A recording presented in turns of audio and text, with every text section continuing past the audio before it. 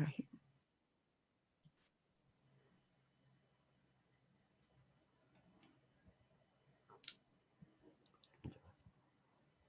Tafadhal Ustaz. Okay. Bismillahirrahmanirrahim.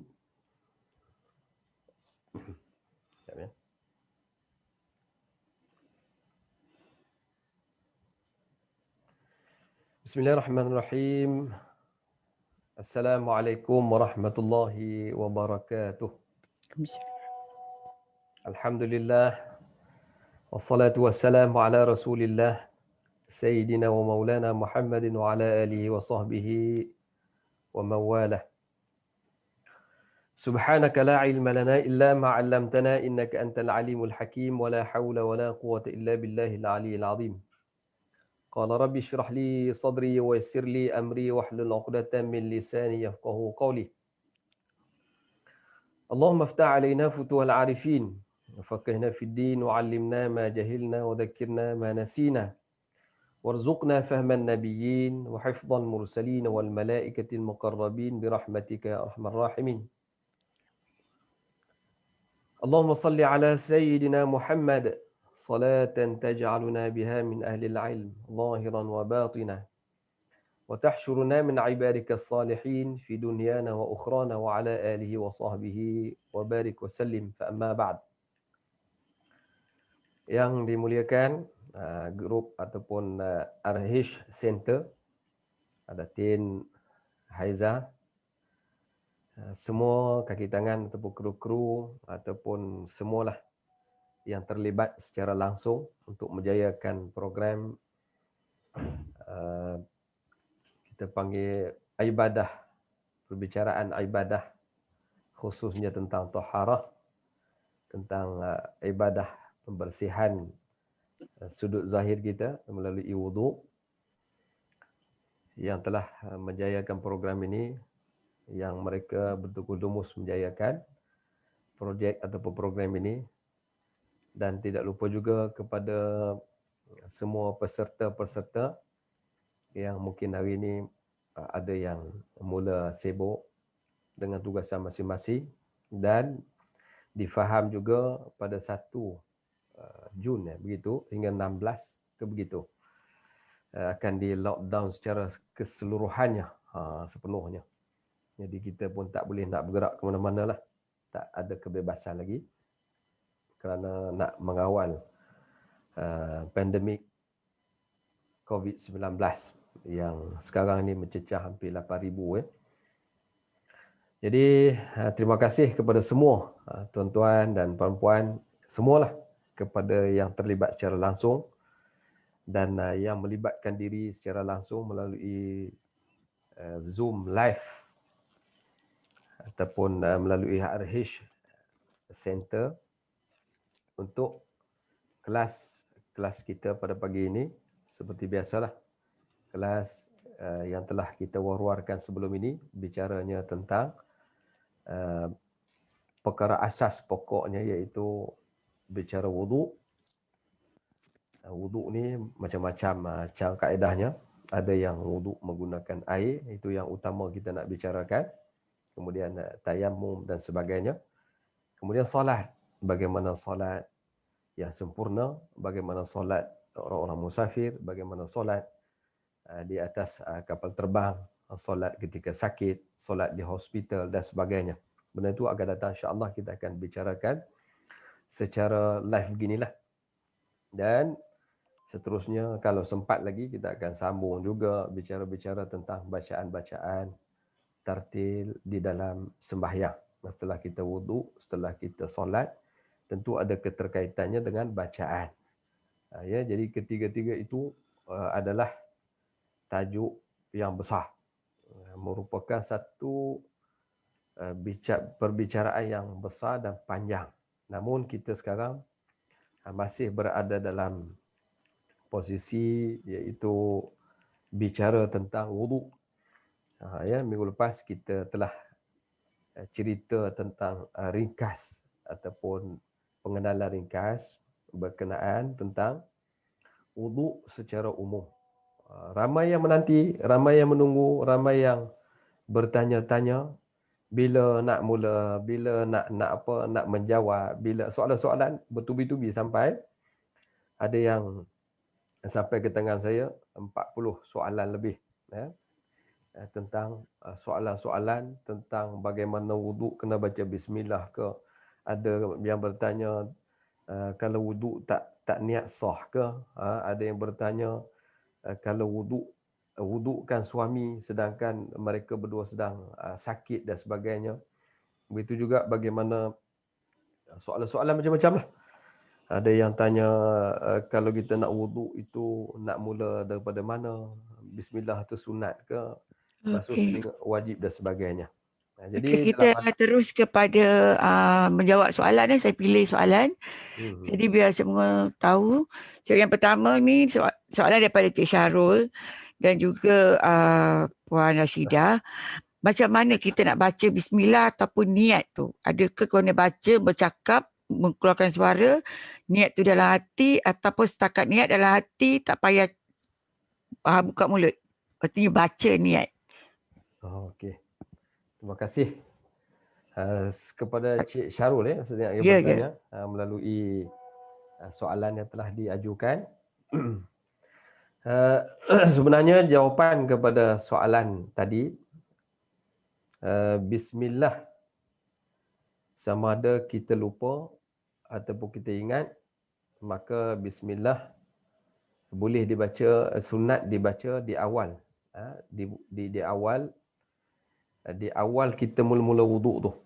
Bismillah, bila sebut bismillah tu sampai habislah. Bismillahirrahmanirrahim. Setengah kata memadai dengan bismillah, begitu sahaja. Kemudian kita basuh tangan. Ya. Sekiranya pandangan ulama kita tak mampu baca Fatihah bismillah, kita terlupa semua ni. Terus basuh tangan sahaja. Kita kena ingat dalam satu hadis daripada Abu Hurairah radhiyallahu anhu, Rasulullah sallallahu alaihi wasallam pernah bersabda, berkata, la salata liman la wudu'a lah wa la wudu'a liman lam yadhkur ismallah ta'alahi alaih. Maknanya kata Abu Hurairah melalui hadis ini, Nabi pernah bersabda, tidak ada solat bagi orang yang tidak ada wuduk. Tidak wuduk bagi orang yang tidak membaca bismillah di dalamnya. Hadis riwayat Abu Daud. Jadi jumhur ulama berpendapat bahawa wuduk tanpa mengucap bismillah adalah sah. Jangan takut pula. Nanti bila ditanya tak baca bismillah ni sah tak wuduk saya? Jumhur ulama ni sepakat, bila sebut jumhur ni sepakat para ulama fiqh. Yang ulama fiqh ni termasuklah ulama mazhab 4 ni, Syafi'i, Hanbali, Maliki, Hanafi. Jadi sepakat pada mereka dan jumhur fiqh fuqaha ni mengatakan bahawa sah wuduk tadi walaupun kita tak baca bismillah. Dan sebagian ulama berdasarkan hadis lain, hadis tadi itu, sebagian ulama mendhaifkan hadis di atas. Namun dari berbagai jalur hadis menjadikan kuat, sedangkan penafian peniadaan yang disebut dalam hadis adalah kesempurnaan. Maksudnya hadis tadi menceritakan bukan tak sah. Maksud la itu bukan maksud tidak sah wuduk kalau tak baca bismillah. Tapi kalau dia kata la yang disebut la salata wala wudu'a, lepas tu disebut wala wudu'a tu maknanya maksud sempurna, tak sempurna. Jadi maksudnya adalah tidak sempurna wuduk bagi seseorang yang tak baca bismillah. Jadi tetap ada anjuran membaca bismillah di awal wuduk, namun tidak menunjukkan ia wajib. Jadi dalam kalangan Imam Syafi'i, di mana Syafi'iyah dalam mazhab Imam Ahmad berpendapat, ulama Syafi'iyah dan mazhab Imam Ahmad berpendapat bahawa membaca bismillah pada awal wuduk termasuk perkara sunnah. Sunnah ni sunnah muakkad. Jika kita lupa baca di awal wuduk, maka boleh dibaca lepasnya. Tak ada masalah. Maksudnya kalau lupa baca pada rakaat awal, di hujungnya boleh bismillahirrahmanirrahim. Bismillahi awwaluhu wa akhir. Maksudnya macam kita makanlah, makan lupa baca bismillah. Makan masuk mulut dulu Allah, telan masuk kenyang pula kan. Akhirnya kita lupa bismillah. Macam mana nak buat ni? Senang saja. Bismillahi awwaluhu wa akhiruhu. Awwaluhu wa akhiruhu. Jadi bacalah bismillah. Jangan tak baca langsung pula. Kerana sunnah-sunnah ni yang melibatkan wudu, banyak sunat yang muakkad. Kalau tinggal kurang pahalanya. Gitu kan? Allahu a'lam. Okey, sebab itu pasal kita basmalah. Macam kalau niat wuduk tu Ustaz, macam mana kita nak niat masa bila? Masa kita tadang tangan untuk memulakan ke ataupun masa cuci muka? Okey. Niat wuduk Masa bila tu? Okey, lafaz keluarnya wuduk ini sebenarnya kalau kita lihat pada maksud maksud nak niat wuduk tu bermula daripada mula kita sentuh air nak sampai ke muka. Jadi wuduk macam contohnya kalau kita terlupa niat, kita boleh kita boleh ulang kita kata mustahil seseorang tu lupa niat nak ambil wuduk sebab dia melibatkan menyentuh air dan tujuan kita buat. Betul tak? Contohnya bila kita berwuduk, mustahil seseorang tu terlupa niat. Tiba-tiba dia ambil basuh muka. Tapi ada juga orang terlupa langsung. Jadi sekiranya terlupa disebabkan terlupa, maka kita boleh niat ketika mana kita angkat air tadi, ambil air, sapu di muka, masa nak sampai itulah kita mulakan niat. Ya. Niat wuduk menjadi sah jika niat tersebut dilakukan ketika mula membasuh mana-mana bahagian wajah. Wajah muka kita. Namun jika seseorang sukar untuk menghadirkan hati ketika membasuh anggota fardu ataupun ada sikap was-was, diharuskan untuk berniat ketika mana melakukan perkara-perkara sunat wuduk yang lain. Wallahu a'lam. Maksud kalau dia terlupa sangat, maka dia boleh niat di mana-mana anggota wuduk yang fardu yang lain. Maksudnya dia tadi nak angkat air tu ada orang was-was. Saya bukan cerita dongeng, cerita betul punya. Maknanya sahabat saya ni sampai basah baju duk angkat air, nawaitul wudu'a lil sampai basah baju. Sampai orang 3 rakaat dia baru selesai. Jadi nak masuk niat tu, ya. Jadi niat ini kita niat tu kata ulama qasad di hati. Hati kita tu niat saja kerana wuduk. Niat tu orang tanya, nak baca niat ni bahasa Melayu ke bahasa Arab? Niat ini kalau kita orang Perancis, kita akan niat dengan bahasa Perancis. Jarang orang niat dalam hati nawaitul wuduk. Mungkin orang Arab betul lah. Orang Arab dia tak boleh niat dah. Sebab datang hati dia pun sebut macam dia lafaz. Lafaz tu sama macam dalam hati. Orang yang macam kita, bangsa lain, mesti kita faham dalam bahasa kita. Kefahaman itulah dipanggil niat. Maksudnya kita niat di hati, aku nak ambil wuduk ni kerana Allah Ta'ala. Bahasa Melayu. Kalau orang Perancis tak tahulah bunyi macam mana bahasanya, surah kan. Akhirnya jadilah niat dia.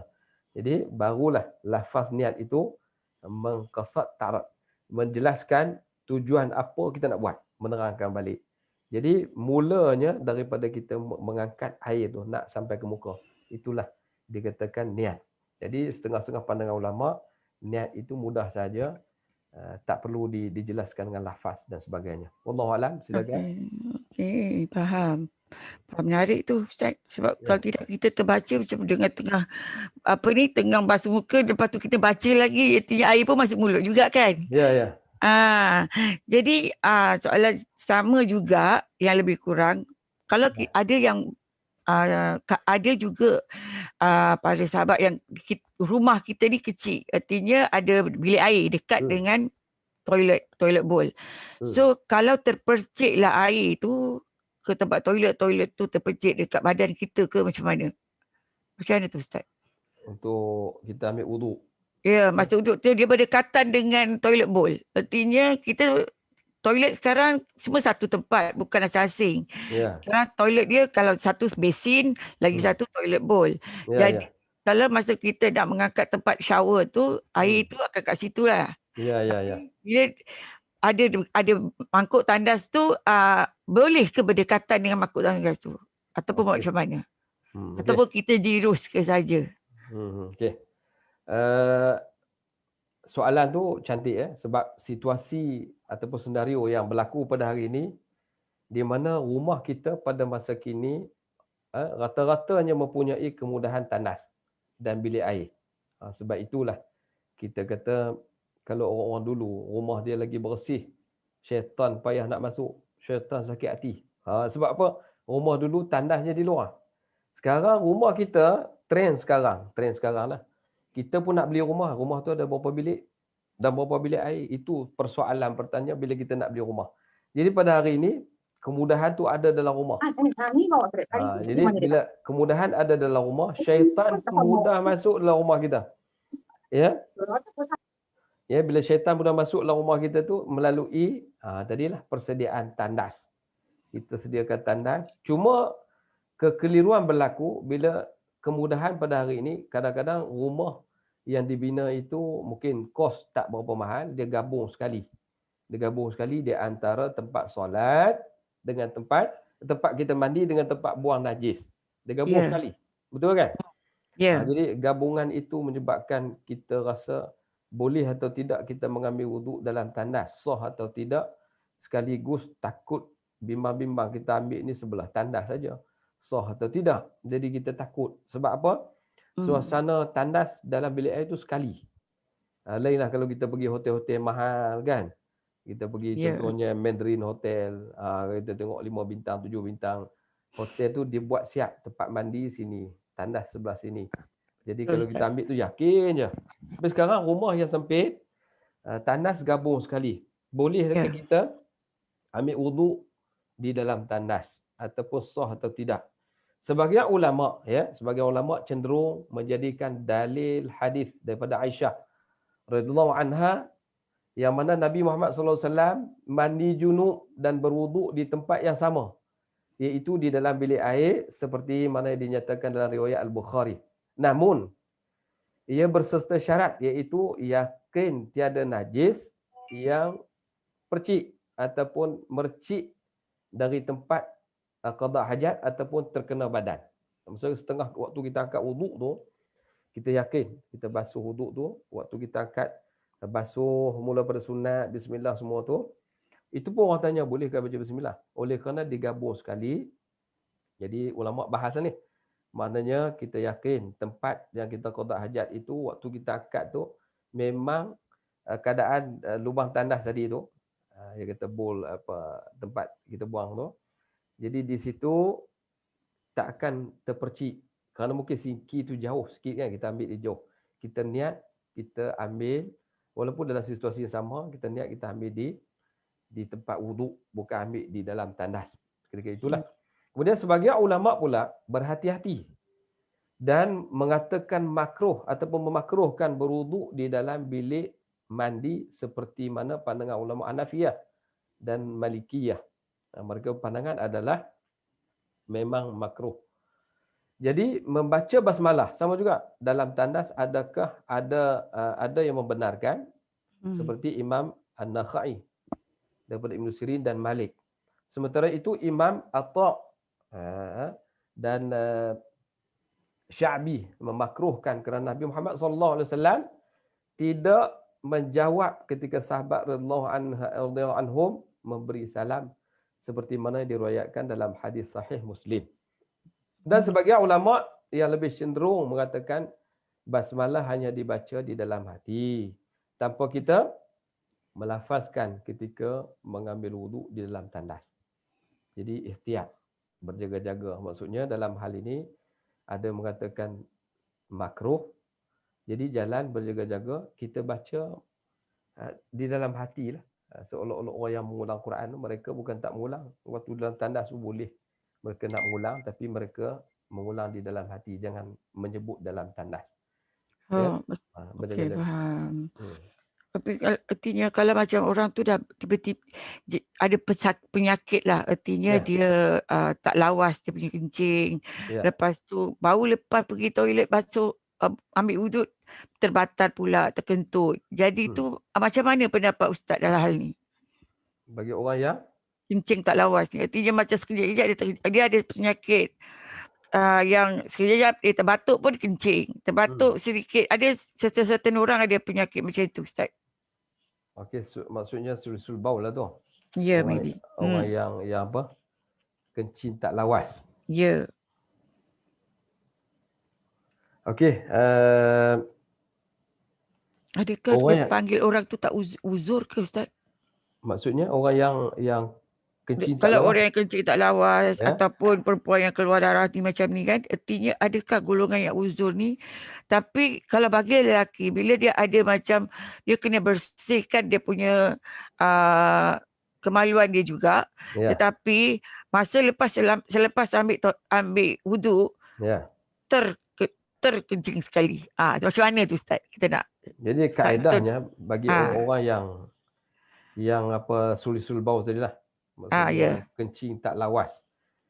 Jadi disebut juga oleh para fuqaha, mereka meletakkan hukum bagi mereka ini yang terkena penyakit kencing tak lawas. Jadi disebut sebagai salisil baul ataupun sulsul baul. Sama hukumnya dengan perempuan istihadah. Sama dengan perempuan istihadah, iaitu keluar darah haid. Mereka ini istihadah ni bukan darah haid tau, darah penyakit. Dia haid lain, haid 7 hari je. Paling lama sampai 15. Kalau istihadah lepas 15. Pernah juga wanita-wanita yang bertanya isu tu. Dia kata saya haid apa, dia kata lebih sampai 20 hari. Itu bukan haid lagi dah. Dia panggil istihadah. Jadi sul baul ni orang yang kencing tak lawas biasa berlaku kat lelaki. Ya. Istihadah perempuan. Senang tu ceritalah. Sebab tak lawas ni lelaki, yang istihadah bagi perempuan yang darah tak berhenti. Dia jarang berlaku kencing tak lawas. Kerana lelaki dia dekat dengan penyakit, dia panggil apa yang lelaki selalu kena kanser prostat. Ya. Jadi dia rosak kat situ. Nak tahan kencing tak boleh. Ramai juga jemaah-jemaah saya, sebab masjid kita tu angin boleh tahanlah sejuknya. Jadi dia orang tak tahan. Satu waktu kena kencing tak berhenti. Kencing pula bila dah bersih, langkah-langkah keluar, Allahu Akbar, kita keluar lagi. Jadi kaedah itu sebenarnya, mereka ini kategorikan, ulama-ulama ni mengkategorikan sebagai golongan yang uzur. Dalam erti kata yang lain, terdapat hukum yang khusus buat golongan ini dalam bab taharah. Para fuqaha telah meletakkan beberapa garis panduan buat golongan ini, iaitu hukum solat dan juga ibadah lain yang memerlukan wuduk tidak digugurkan. Tidak tergugur disebabkan penyakit kencing tidak lawas. Maksudnya mereka wajib wuduk seperti biasa juga. Cuma perlulah dibersihkan dahulu bahagian kemaluan. Dan kemudian ikhtiarkan dengan sesuatu yang boleh menutup bahagian, maksudnya bahagian-bahagian kemaluan tersebut, seperti membalut dengan kapas ataupun bandage. Boleh pakailah. Tak kapas, balut bandage. Macam sunat semula pula kan. Rasa macam sunat. Jadi memakai pampers, itu salah satu kaedah lah. Tak payah pakai seluar kecil tu, gantikan dengan pampers. Atau apa cara sekalipun agar titisan air kencing itu dapat dihalang dari terus menitis. Jadi gitu.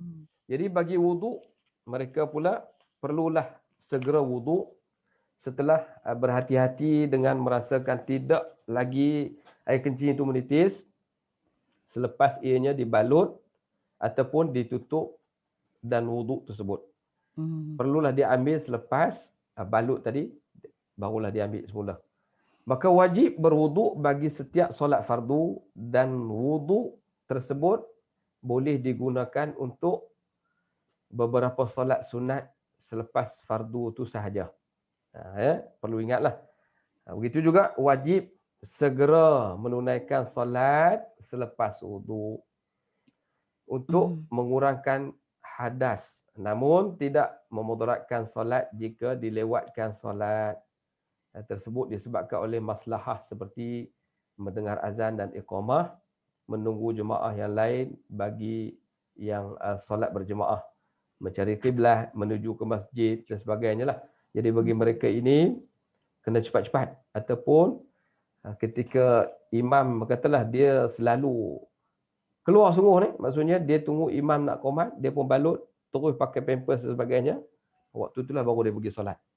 Sekiranya dia lewatkan solat tanpa adanya maslahah, maka batal wuduknya. Maksudnya dia tunggu kan, solat tu lambat lagi, jadi dia batal wuduk, dia kena ambil balik. Dia tunggu tu kira qomat saja dia terus masuk sembahyang. Ya. Jadi untuk mengulangi wuduk dia kena ulang balik, kalau dia tunggu lama kena batal wuduk dan wajib ulang semula. Berhati-hati kerana telah kita buat tadi itu, takut kita duk rasa macam sah lagi, cuba takut batal ya. Dan wajib berwuduk bagi setiap kali solat fardu yang dibolehkan bagi dia berwuduk. Maksudnya setiap solat fardu tu dia kena ulang ambil wuduk semula. Dia tak boleh kekal dengan wuduk yang sama. Dan menukarkan balutan tadi, sama ada bandage ke, pampers ke, plaster dan sebagainya. Ya, wallahualam. Mudah-mudahan faham lah kot dari segi situ. Okey, kita tahu kumur dan menyedut air ke hidung tu adalah sunat. Tak, kalau bulan puasa kita sedutkan air dalam hidung tu macam mana Ustaz? Kalau kita berpuasa. Kita menyedut air ke dalam hidung Ya. Bab sedut air dalam hidung ni, Imam Nawawi pernahlah menyebut dalam kitab Majmu' Syarh Muhazzab ni.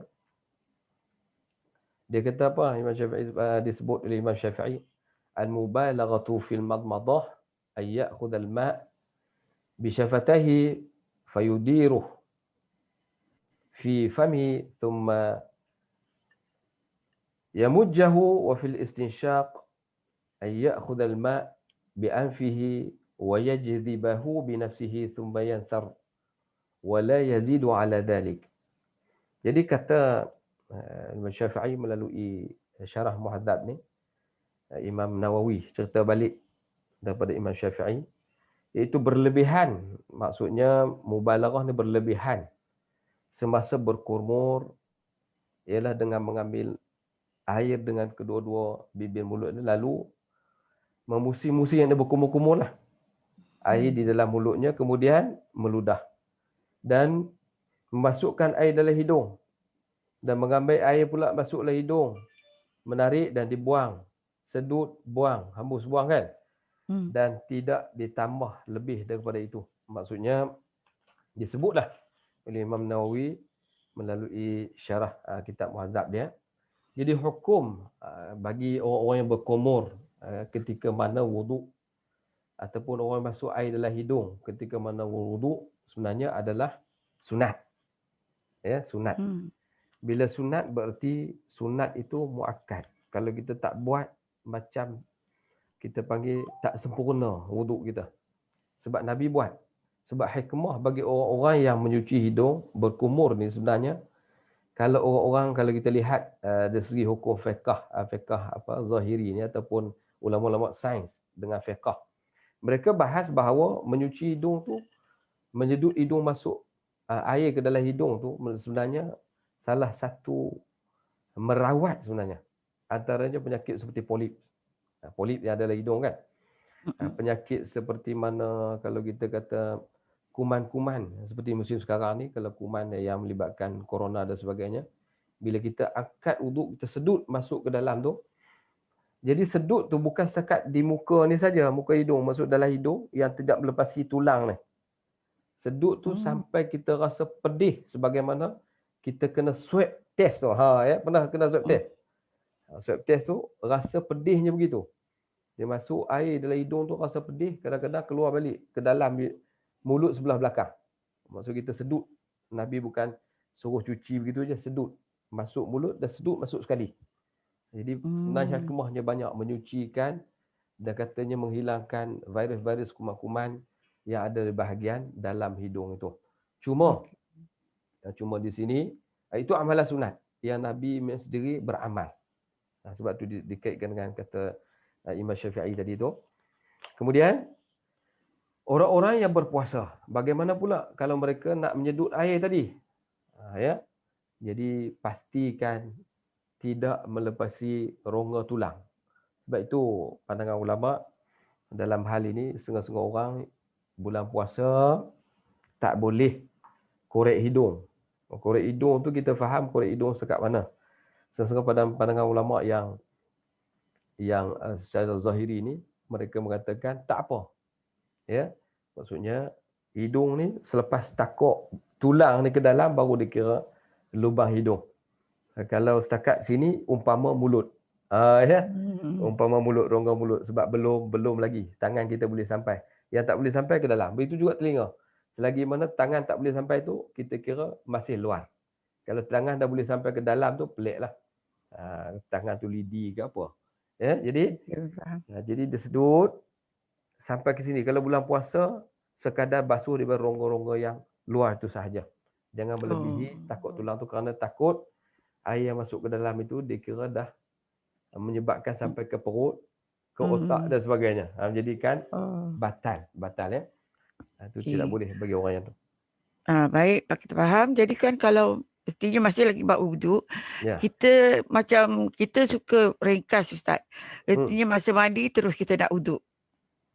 Mandi ambil wuduk terus. Sambil mandi terus masuk wuduk sekali. Artinya siaplah sekali. Artinya one stop lah. Artinya basuh muka ke apa benda, terus ke wuduk, ataupun sambil kita mandi kita berniat wuduk. Boleh ke Ustaz? Okey, ini cara mudah ni. Semua express Ustaz. Okey, bab mandi terus nak ambil wuduk. Okey, kalau dalam sungai mudah lagi. Dulu zaman saya dulu mandi sungai je tuan-tuan. Kita terjun sungai, kita mandi. Kita mandi, goyang tangan je. Sapu-sapu muka sikit, goyang tangan, kaki hayun je di bawah. Ya. Jadi sunnahnya kita tak dapat selat jari kita ada celah-celah tu. Kalau kita dapat buat lagi cantik lah. Duduklah air, terus mandi, terus naik je. Jadi orang yang mandi kolam, itu dah berwuduk lah kayaknya. dia terus berwuduk. Cuma bezanya dia berpakaian tu tidak. Jadi dua keadaan. Dia ada soalan yang tak catchy tu. Sama ada boleh ke kita mandi tanpa pakaian terus berwuduk? Ya. Jadi sebab rumah kita kecil kan. Jadi susahlah kat situ pilih air kita. Zaman dulu senang. Kita terjun sungai ataupun rumah kita yang besar sekarang ni ada kolam. Terjun mandi dalam kolam tu, yakin lebih pada 2 kolam. Kita pun mandi sekali. Terus wuduk dalam tu lah. Naik. Sah dan boleh. Tak ada masalah. Dia nak ambil wuduk begitu. Cuma cara kita berwuduk tu, cara berpakaian ketika wuduk, sebenarnya tidak termasuk dalam syarat-syarat sah wuduk dan rukun wuduk. Jadi, maksud begini.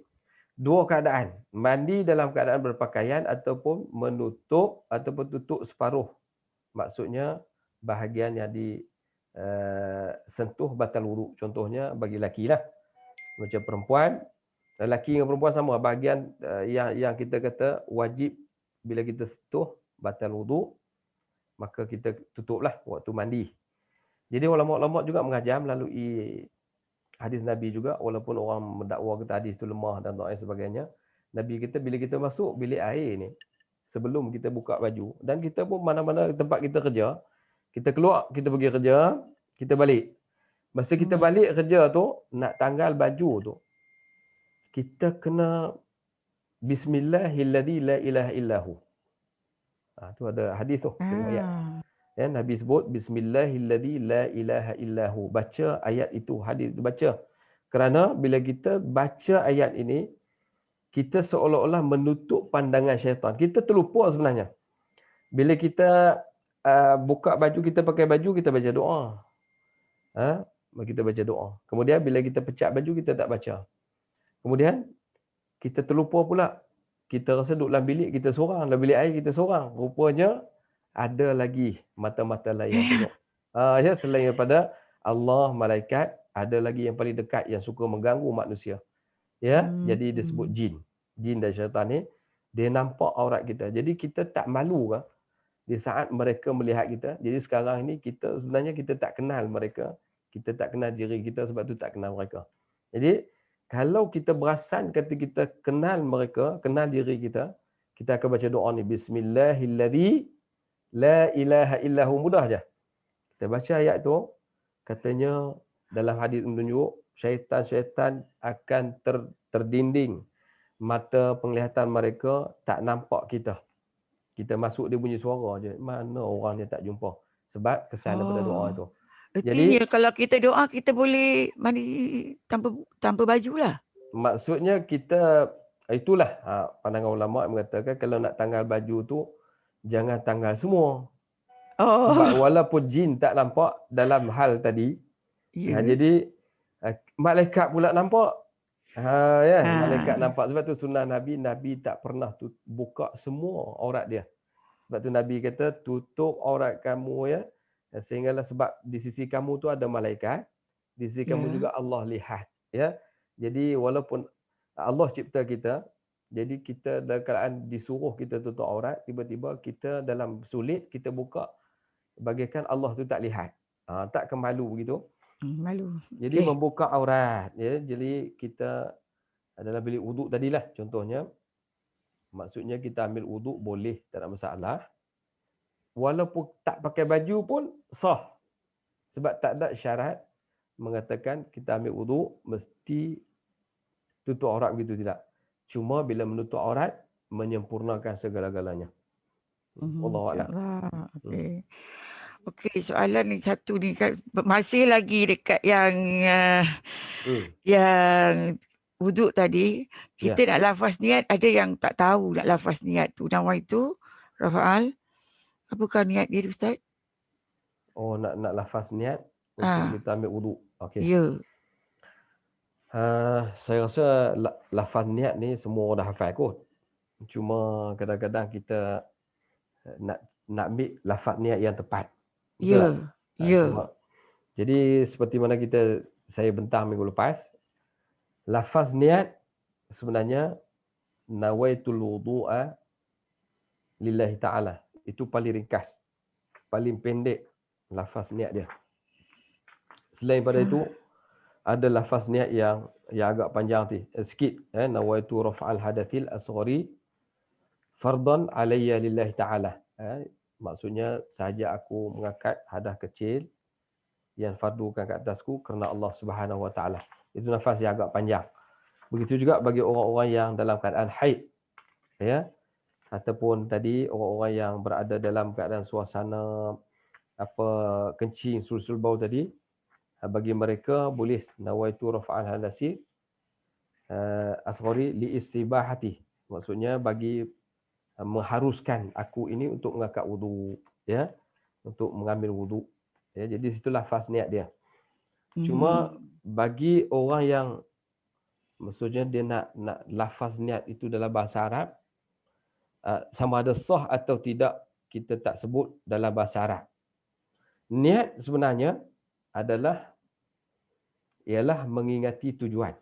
Ya, bagi kita sesuatu perbuatan ketika mana kita nak memulakan satu kerja. Contohnya kita nak pergi sekolah.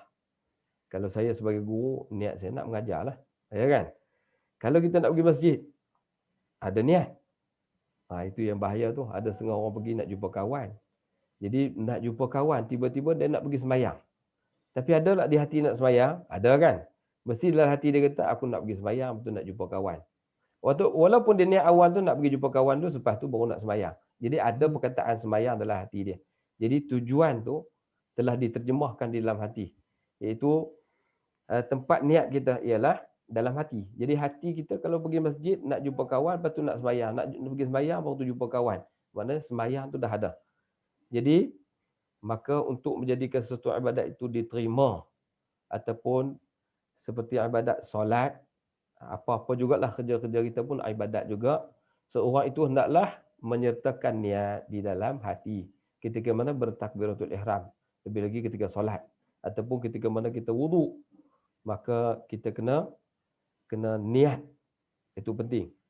Jadi bila kita dah niat, lafaz niat tadi dia untuk menjelaskan tujuan kita.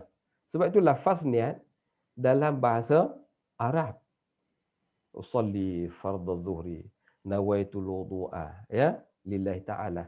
Tapi kalau kita niat sahaja aku solat fardhu zuhur makmum kerana Allah. Tu niat dalam hati kita. Ya, jadi setengah mazhab macam pandangan mazhab-mazhab seperti mazhab Hanafi, mereka niat tu terus pergi ke masjid, tak perlu ulang lagi lafaz tersebut. Ya. Kalau wuduk tu dia kata niat ambil wuduk, dia pergi-pergi terus dia basuh tangan. Dia basuh bismillahirrahmanirrahim, dia angkat terus. Tak payah nawaitul wudu illa ta'ala kerana dia faham perbuatan itu bermula pada niat. Jadi bagi kita mazhab Syafi'i, dia kata kena jelas sikit ni, qasad ta'rad ta'yin. Nawaitu, apa tujuan dia? Qasad tu. Qasad di hati. Ta'rad ni jelas. Buat apa? Nawaitu apa? Nak niat apa ni? Wuduk. Betul? Lillahi ta'ala.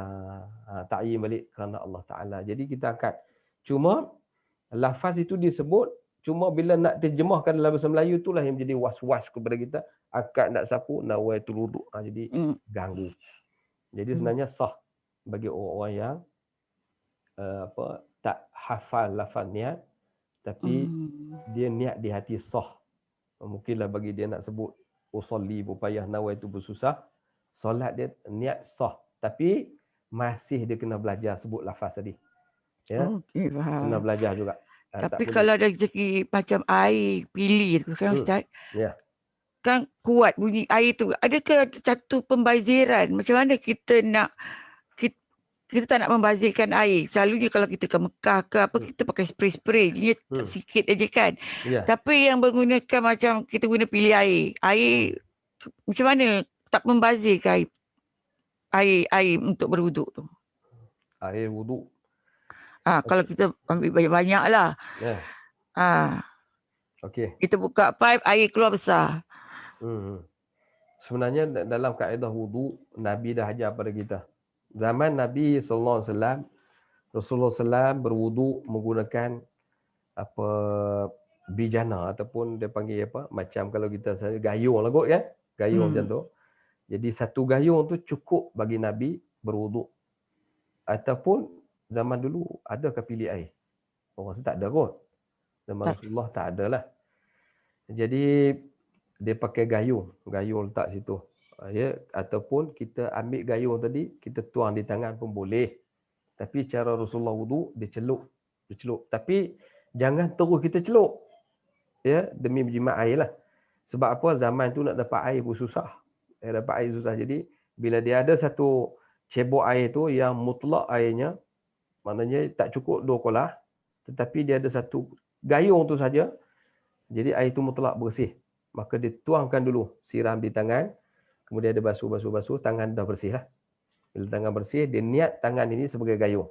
Ya, maka dia celup di dalam bekas bijana tu tadi, lalu dia angkat sapu ke muka. Mula dia angkat sebelah. Riwayat Imam Abu Dawud ada cerita ya. Dia kata Rasulullah sendiri angkat sebelah ni, ambil sebelah, kemudian disapu dengan tangan, digabung dengan tangan dua belah ni, terus sapu ke muka. Jadi cara itu menjimat air. Dan praktikal-praktikal pun kalau kita lihat, kalau kita pernah buat bagaimana Rasulullah menggunakan air melalui gayung tadi tu, sebenarnya lebih jimat. Kadang-kadang satu bijana tu, satu gayung tu sekadar separuh, tak sampai habis pun. Sebab air ni bukan mestinya banyak. Kita sapu banyak pun sebenarnya membazir. Sehinggalah Nabi kata apa dalam satu hadis tu, Nabi kata satu hadis Nabi sebut jangan membazir, kerana membazir itu adalah kawan syaitan. Jadi kata Nabi, iyakum, jagalah kamu kerana apa? Membazir. Apa boleh sebut iyakum tu, maksud Nabi sebut jagalah kamu daripada apa hadis sebut tu? Nabi sebut hadisnya, iyakum, kamu pelihara daripada perkara-perkara yang membazir. Maksudnya israf ni maksudnya iyakum bil israf, maksudnya jaga kamu daripada perkara-perkara yang membazir, yang merugikan, yang khianat lah. Itu maksudnya Nabi pesan jangan kamu membazir di situ, kerana sifat membazir itu adalah kawan syaitan. Maka dalam wuduk ni Sehinggalah Nabi kata, in kunta fi nahrin jarin. Walaupun kamu berada di dalam sungai yang sedang berlalu pun kamu basuh.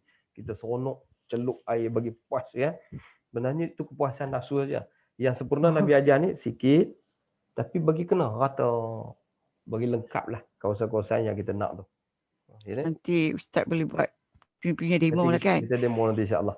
Okey, tadi satu lagi dekat habislah. Ya. Untuk wanita yang bertudung, artinya kalau kita nak kita kena tarik ke anak-anak rambut kita, kenakan tu masa kita nak beruduk muka ni, nak basuh muka, anak-anak rambut. Lepas tu mungkin yang ada punya pakai makeup.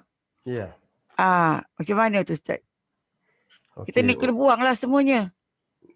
Okey, dalam hal alat-alat makeup ataupun hal perempuan memakai tudung ya. Dalam nak berwuduk, bagaimana mereka nak kena basuh rambut tu kan? Nak sapu rambut, bukan basuh. Ya. Jadi Okey. bagaimana mereka nak buat, sedangkan mereka dalam keadaan nak basuh kepala di tempat orang awam lah. Kalau dalam rumah kita bersama isteri dan anak-anak ataupun suami dan anak-anak tak jadi masalah. Jadi kalau di luar, bagi wanita-wanita yang nak ambil wuduk berserta pula di saat itu dia pula pakai alat-alat soleh, mesti nak kena cuci semua tu kan. Jadi kalau dia tak pakai pula, kita kata dia nak cuci, nak basuh kepala dia di tempat orang awam, bagaimana dia nak buat? Jadi dalam hal ini kita sebenarnya kalau kita lihat basuh bagi kena kepala ni bagi wanita lah. Kita kata sebenarnya ada yang tanya sideburn ni. Wanita pun ada sideburn kan. Tapi sideburn dia tak macam lelaki, sebab lelaki ni sideburn dia sekali dengan janggut lihyah kan. Ya. Dia bersambung sampai ke bawah ni.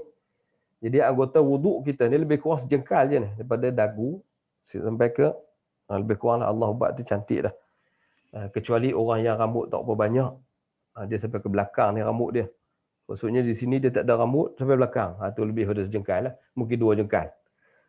Jadi dalam hal tu, kita kata dalam bab nak basuh rambut ya, nak sapu kepala. Jadi kalaulah macam saya ni bulu tak berapa banyak, kita kata kan, tak panjang lah lihyahnya tu sampai ke dagu, maka kita kata kalau wanita mungkin sampai sini. Selebihnya wanita rambutnya biasa panjang. Rambut wanita ni panjang. Ya, dia akan berjuntai. Jadi kita nak basuh, kalau kita kata nak sapu tu, sapu sampai setakat mana? Kena pula wanita tu suka rambut panjang, macam Coach Tahir punya Hindustan lah. Kan? Hindustan ni dia suka rambut panjang. Ya, jadi rambut dia mungkin sampai ke buntut ke sebagainya. Jadi dia nak basuh tu, nak ambil daripada sideburn ni, nak ikut rambut tu sampai ke hujung, kata sampai ke hujung, jenuh tarik sampai tu dia. Kalau di tempat orang awam tu aurat tadi terserlah nampak. Itu rambut dia ya. Jadi bab sapu kepala ni pandangan ulama begitu dahsyatlah. Ada yang mengatakan sapu daripada sini ke belakang sekali sahaja. Seperti mana Baihaqi dia sebut begitu, sapu sekali je. Dalam riwayat tu dia kata sekali, sapu ke belakang sampai ke leher, tolak balik. Itu bagi lelaki lah. Ada dalam satu riwayat yang lain, ya, seperti mana dia kata dalam sapu muka ni, iaitu kita menyapu kan, Nabi pernah menyapu muka, sapu rambut dia mengikut urutan rambut. Ya, Nabi sapu ni ikut urutan rambut. Kalau dia dibuka itu, dia ambil air, katalah rambut tu yang sini dia ambil, dia sekali sapu ke depan, sekali ke belakang. Itu dia ikut urutan rambut supaya rambut itu tak berselerak. Tadi ada yang awal tadi satu ke belakang sampai leher, tolak, maka rambut tadi dah berselerak lah. Tapi sekarang ni ada yang mengambil daripada ada wuduk hadis tu, walaupun tak dibicara secara umum hadis itu, cuma bembas bukan bembas. Saya lihat jugalah pandangan-pandangan mereka seperti Al-Albani kan, dia kata hadis tu hasan. Tapi sapu sini, dia ambil tengah, sapu ke depan dan ada sapu ke belakang. Dia ikut urutan rambut supaya rambut tak berselerak. Ini nak menunjukkan hikmah kepada wanita. Sebab wanita rambut panjang. Jadi dia boleh buat begitu. Dia ambil sapu ke depan, yang ni sapu ke belakang. Jadi rambut kita tak berselerak. Ya, sapu. Jadi dalam hal pandangan mazhab juga, dalam mazhab Imam Syafi'i, dikira paling minima 3 orang. Paling minima 3 orang. Jadi boleh bila mana-mana bahagian kepala. Pernah Rasulullah sendiri ambil wuduk, dia kat serban dia di sini macam kita hari inilah, gitu. Jadi letak gitu.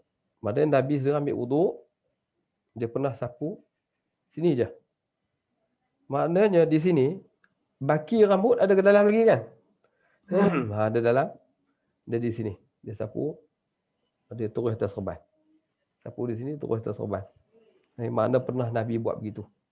Nak menunjukkan di situ sekurang-kurangnya dia suruh sapu kepala, mengenakan kulit kepala. Boleh kena ada rambut, minimanya sekurang-kurangnya 3 orang. Termasuklah perempuan. Jadi sideburn-nya pula, kalau dah dikata tadi macam rambut saya panjang Ustaz sampai ke buntut, panjangnya. Jadi kata ulama, muka tu di mana? Kepala tu di mana? Bermula pada leher ke atas itu kepala. Maka telinga sini semua dikira kepala. Mulut pun adalah bab wuduk, muka lah. Ya. Jadi rambut ini sekadar bahagian yang dikatakan kepala. Maksudnya panjang ni lah kalau elok dibasah pun. Tak semua sekali. Tapi kena cuci makeup ke Ustaz? Bab makeup pula, okay, dalam bab hal makeup ni, satu hal juga. Kerana dia merupakan kadang-kadang macam hari ni diiklankan. Mesra wuduk ya, mesra wuduk. Tak kira lah. Apa nama? Sekarang ni apa nama? Yang mesra wuduk tu. Iaitu apa, isteri saya pun tak beli pun. Kita tak payah belilah. Tak mesra wuduk. Sebab alat bahan tu sama, cuma iklan berbeza. Kan? Bahan tu sama, berminyak. Bahan tu sama juga, dia menggunakan, kalau lotion lah. Bahan tu digunakan sama. Cuma iklan berbeza. Kawan ni yang iklan, kawan ni yang buat produk. Jadi dia ambil tempat yang sama, dia iklan tempat yang berbeza. Jadi akhirnya yang dia mendakwa bagi saya ialah mesra wuduk. Ya. Jadi bagi saya dalam hal ini pandangan ulama begitu luas terhadap bagaimana kita wuduk bagi orang-orang yang pakai alat makeup. Wajib dia bersihkan alat makeup tadi, sebab anggota wuduk yang wajib dibasuh tidak boleh dihalang dengan seperti gel ataupun minyak, ataupun macam orang India suka pakai minyak sapi ke minyak apa tak kira lah. Minyak apa zendegi kan. Kalau orang lelaki dulu nak bagi janggut panjang dia pakai minyak zendegi, dia sapu di sini bagi keluar janggut, tak keluar-keluar juga. Ya India tu tak pakai minyak zendegi pun keluar semacam je. Menunjukkan minyak berada sini. Bila minyak wajib dibersihkan itu sama ada menggunakan sabun dulu, kemudian barulah. Ya pastinya air itu boleh kena ke muka. Wajib cuci. Makeup tak kira lah. Makeup mesra wuduk tak mesra wuduk, pastikan yang mesra wuduk itu. Tapi mesra wuduk pun dia kata sekali cuci dah bersih. Gitu je lah. Tapi kena basuh juga. Tak maknanya tak sepertinya keras apa mesra wuduk tu dalam keadaan dia dah apa terlalu apa macam dia kata kalau produk-produk Amerika kan. Produk Amerika tu dia kata lebih berminyak. Tak ada pandai Amerika. Oh gitu. Jadi kalau produk mesra wuduk seperti mana apa Nafisah apa iklan kita buat iklan penuh kereta jalan tu, dia kata kena basuh, mudah tanggal. Jadi menunjukkan kena basuh juga. Tetapi kata ulama, sekiranya memang produk itu kalau kita sekali basuh tu dia boleh hilang, sekali dengan baunya, sekali dengan warnanya, sekali dengan apa, dia kira boleh, tak payah. Dia kata sekali lalu je air itu dah kira boleh hilang. Kalau masih kekal minyak tak boleh serap ke kulit, mana wajib kita basuh. Okey, saya rasa kita stop kat situ. Hmm. Nanti mana jawapan yang Ustaz dah bagi, kita akan masukkan dalam kita punya page. Ya. Jadi sekarang Ustaz boleh terus kita punya kuliah hari ni. Okey. Dengan sebab kita nak buat praktikal kan Ustaz? Ya begitu.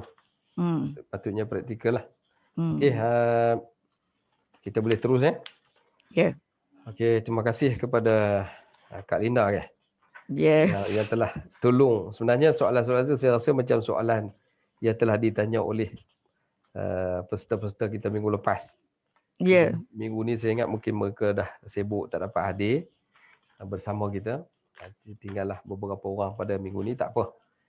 Kita masih teruskan kuliah kita yang sama. Nanti satu hari insya-Allah, kalau ada manfaat untuk diri saya dan tuan-tuan semua, kita dapat berkongsilah benda-benda yang sama. Mungkin orang tak hadir tapi mereka akan menyertai melalui Facebook, Ya. pun rujuk di sana dan sebagainya, ataupun rekod yang telah dibuat, mereka boleh rujuk di sana. Jadi lebih kurang soalan yang telah saya jawab tu 40 soalan lebih. Jadi insya-Allah boleh dimasukkan terus ke Facebook dan orang baca kat sana lah. Baik. Hari ni kita jawab secara rambang begitu ya. Hmm. Jadi untuk hari ini saya nak membentangkan iaitu tentang apa, wuduk, iaitu khususnya bagaimana kita nak mengangkat wuduk ataupun bagaimana kita nak apa, praktikal wuduk. Sebenarnya praktikal wuduk ni kena berdepan. Kalau berdepan ni maksudnya kena bersemuka. Barulah kita kata memudahkan kita nampak, lihat dan sebagainya. Kalau tidak, saya kena buat video dan post. Kan? Post video tu. Kalau tidak, kita tak dapat fokus yang mana betul, yang mana kita nak buat, yang mana kita nak buat ya. Jadi oleh kerana hari ni kita kata praktikal juga, tapi praktikal dalam menunjuk kaedah kita nak basuh tempat mana. Wuduk tempat mana, cuma tak sentuh air sahaja. Ya. Sebab kalau nak sentuh air ni kita kena seorang tolong ambil gambar saya, rekod dekat situ, tunjuk saya ambil wuduk dan sebagainya. Jadi sekarang ni saya tunjuk juga praktikal, tapi praktikal dalam bentuk praktikal separuh daripada kebenaran. Maksudnya kita tak sentuh air, tetapi kita boleh bayanglah kita pernah menyentuh air kan. Bagaimana kita nak menggosok, nak menyapu di tempat yang kita kena sapu. Jadi okey, kita terus kepada praktikal. Sekarang ni dah pukul berapa dah? Praktikal termasuk untuk orang yang tak boleh, yang sakit lah Ustaz Ya. Termasuk orang yang sakit yang tak boleh nak berwuduk secara yang kena sembuh air itu semua. Boleh? Kita cuba tengok. Cuba. Sekarang dah pukul berapa dah ya? Lebih kurang pukul 11.30 Ya betul. 11.30, lagi setengah jam. Sempat Okay, Ustaz, sempat. sebabnya kita ambil sekali lalu. Okey, rukun dalam wuduk ni kita kena ingat, kita kena jaga yang rukun tu nombor satu. Ya. Sebenarnya wuduk di sisi Allah Subhanahu Wa Taala begitu besar, begitu agung, begitu hebat. Kerana wuduk membersihkan seseorang itu daripada dosa-dosa. Itu penting. Sebab kadang-kadang kita faham wuduk ni basuh sahaja. Sebenarnya dengan kita berwuduk ni, diriwayatkan daripada Imam Muslim, seseorang yang wuduk ni, setiap kali dia basuh muka dia, setiap kali dia basuh tangannya, setiap kali dia basuh telinga, kaki dan sebagainya, basuh sapu kepala, sebenarnya dia boleh menggugurkan dosa-dosa kita. Setiap air yang terakhir, titisan terakhir tu, air itu membersihkan kita punya dosa, gugur dosa-dosa kita. Itu kita faham. Kemudian sebagaimana kita menjaga, tadi pesan tadi bagaimana soalan dia tanya tadi, wala yuhafizul wudu'a illa al-mu'min. Sebenarnya orang yang boleh jaga wuduk ni orang mukmin saja. Orang yang tak berapa nak mukmin, dia munafik, perasaan fasiknya banyak, dia rasa berat nak wuduk. Sebab wuduk ni benar perkara basah. Lebih-lebih lagi wanita. Dia sayang make upnya, sanggup solat akhir waktu. Dan kadang-kadang nak kata jamak ke dia sembahyang seorang. Wallahualam. Ya. Kadang-kadang saya bertemu juga, tak sembahyang ke dia, tapi nak memantau seseorang wanita tu Tak boleh lah sebab dia bukan isteri kita. Kalau isteri kita boleh tanya, sembahyang ke tidak? Dia kata tak sembahyang. Tak sembahyang kita boleh suruh ambil wuduk. Sebab apa? Setengah-setengah yang bekerja tu dia nak jaga karya dia. Kadang-kadang dia punya personality, persembahan dia supaya make up tu lambat juga. Mau setengah jam nak make up tu. Kan? Pukul 6 nak tolak, 5.30 dah make up. Jadi sayang nak bersih benda tu. Akhirnya dia sanggup solat di akhir waktu. Tambah-tambah pengantin baru. Ni masalah. Pengantin baru pun dia kata kita nak insya-Allah kita bersani pukul 2 Ustaz. Pukul 1 tu dah make up. Tak sembahyang dia. Akhirnya orang datang tetamu tak berhenti. Zuhur tak sembahyang. Asar pun akhir waktu. Qada je nak buat macam mana Ustaz. Kan? Jadi bab tu kita faham. Kita sendiri yang tahu dekat Allah Ta'ala. Kita bagi hailah apa pun Allah Ta'ala saja yang tahu. Baik. Dalam wuduk ni juga, seperti mana soalan tadi tu, kita kena jaga erti pembaziran. Sebagaimana Nabi melarang kita, iyyakum wal israfi wa ikunta ala nahrin jarin. Jauhilah perkara-perkara yang berlebihan, maksudnya melampau. Kerana jika kau berada dalam sungai ataupun air yang mengalir sekalipun, kau tetap berlakunya pembaziran ataupun berlebihan. Jadi kita nak mula wuduk. Jadi dalam wuduk ni satu tuan-tuan, kita mula ni wuduk orang yang sihat lah. Wuduk yang sakit insya-Allah. Sempatnya kita akan buat lagi. Kalau tak sempat hari ni kita akan buat di kali-kali yang lain. Sebab wuduk orang sakit ni dia kena tunjuk sekali. Tempat mana plaster, jarum, plaster, kadang-kadang tangan patah sebelah. Sebab dalam hal ini JAKIM telah pun mengeluarkan satu buku kaedah wuduk bagi orang-orang yang berada di hospital sakit. Maksudnya kebanyakan dalam kitab itu takluk ataupun bertaklid dengan mazhab yang lain. Dalam mazhab Syafi'i dia kena kalau tempat-tempat luka tu kena selak, sekurang-kurangnya tayamum supaya kita tak mengulang balik, tak perlu ulang balik ibadat kita tadi. Tetapi dalam hal tadi kalau bertaklid dengan mazhab-mazhab lain pada Syafi'i, dia sapu saja dia kira tak perlu ulang sah. Yang pentingnya solat saja dan melakukan demikian. Kemudian saya nak mula Okey, ini praktik pertama. Perlu dalam sembahyang dalam wuduk ni, pertama sekali bismillah. Bismillah. Okey, ni rukun. Jadi kita tengok bismillah dia sunat. Jadi bismillah pertama. Bismillahirrahmanirrahim. Baca bagi habis. Kalau paling-paling dia nak cepat bismillah, boleh baca begitu. Kerana kata Nabi, la salata liman la wudu'a lah. La salata liman la wudu'a lah, wa la wudu'a liman la yadhkuru ismallahi alaihi ta'ala alaihi. Maksudnya, tidak solat bagi siapa yang tak wuduk dan tidak wuduk bagi siapa yang tak sebut nama Allah. Maka dalam hal ni yang dikatakan tadi mesti saya sebutkan dalam yang pertama tu, yang perbahasan pertama tadi dia kata la itu menunjukkan kesempurnaan. Tak sempurna wuduk kita bagi orang yang tak baca bismillah, sebab kita nak niat buat ni mesti kerana Allah. Sebab takut bila tak bismillah maka terputus kita punya fahuwa aqta, kata Nabi, fahuwa aqta, kerana takut terputus kita dengan Allah Subhanahu Wa Taala. Bismillah yang pertama. Dan yang kedua, basuh tangan. Basuh tangan ni lah kena tunjuk praktikalnya. Ini tangan, kita nampak kan? Tangan. Di mana pergelangannya? Di sini. Ada buku ni. Ini mata pergelangannya. Jadi pergelangan mata tu di sinilah. Kiri ni kanan, mata di sini, kiri sini. Jadi sebelum kita wuduk, Nabi bila bangun daripada tidurnya, Nabi kata jangan kamu pandai-pandai terus sentuh air. Ambil wuduk terus, basuh dulu. Itu berjaga-jaga. Sebab tu Nabi sunnahnya Nabi basuh dulu. Sebab tangan ni, bila kita tidur kata Nabi, tak tahu tangan itu tidur di hotel mana. Tangan itu sentuh apa. Jadi dia berlaku berjalan merata-rata begitu. Jadi dalam hal ni tuan-tuan, jadi kita tangan, ni tangan. Tangan kalau sampai sini pergelangan siku. Tapi basuh tangan ni maksud pergelangan tangan. Nabi kata, basuh tangan itu 3 kali. Maksudnya kita masukkan air tu. Kalau kita pakai cebok, ataupun kita pakai gayung, kita tuang gayung di air di gayung tu, angkat gayung, tuang di tangan. Kita pun tak di tangan kita sini, kita basuh. Basuh dan selat celah-celah jari ni. Bagi sempurna ya. Celat begitu. Di sini pun selat atas dan bawah sampai pergelangan tangan ni basuh. Bagi cuci 3 kali.